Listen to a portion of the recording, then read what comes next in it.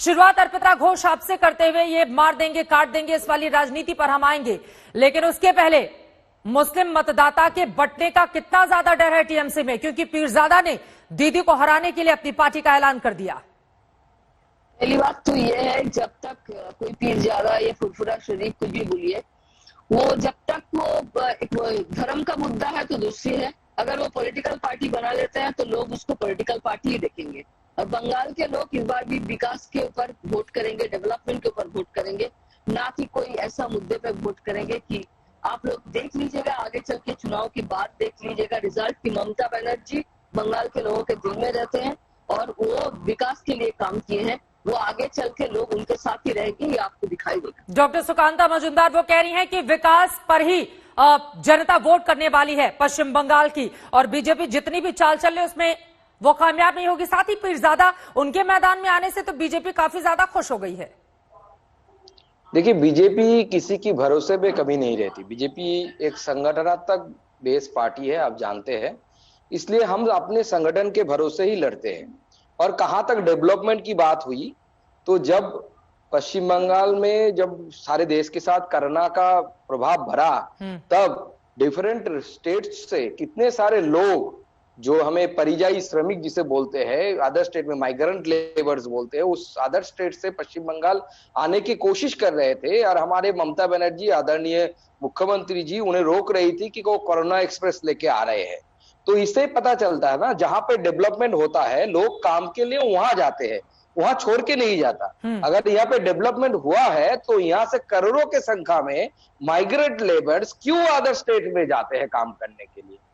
मैं जिस डिस्ट्रिक्ट में काम करता हूँ या उत्तरी बंगाल में जो हमारी क्षेत्र है, अगर माइग्रेंट लेबर्स की बात करेंगे, लाखों की संख्या में बीजेपी का नेता होने के नाते आपको तमाम दूसरे राज्यों के सवालों के जवाब भी देने होंगे, लेकिन मैं ये पीरजादा साहब के आ जाने से आप लोग इतने खुश क्यों हो रहे हैं?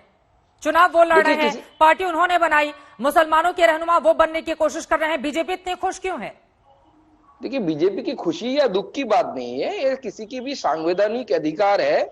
कोई भी चाहिए अपनी पार्टी बनाए, पार्टी बना के अपने मैदान में आ सकती है। ममता बनर्जी ने भी कभी अपनी पार्टी बनाई थी कांग्रेस से टूट के आके, तो ये उनका हक है, हक है, संवैधानिक अधिकार है।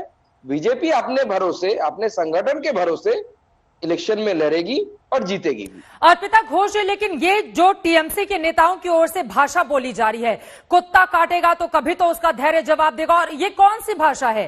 टीएमसी के पास क्या मुद्दों की कमी है? क्या बीते 10 सालों में आप लोगों ने कोई भी ऐसा कामकाज नहीं किया कि उसकी चर्चा कम और कहीं ज्यादा आपके नेताओं के बड़बोलेपन की चर्चा ज्यादा हो रही है चुनावों में?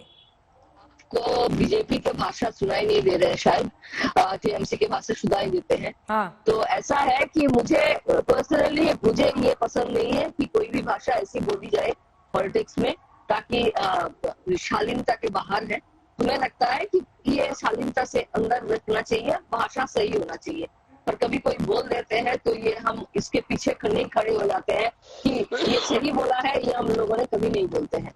हम उसको उसके बड़बोले नेताओं पर लगाम फिर क्यों नहीं लगाती है टीएमसी?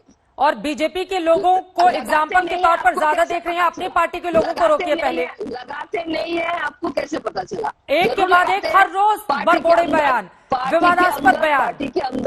पार्टी के अंदर इसके लिए पार्टी उसका बंदोबस्त करती है और उनको तैनात किया जाता है कि ऐसे भाषा ना बोले, क्योंकि हम इस भाषा के विरोध में है। और अपोजिशन में जो भाषा आते हैं बंगाल में, इसका कोई मतलब हम लोग कभी सुने ही नहीं थे। ऐसा भाषा यहाँ पे चल रहा है।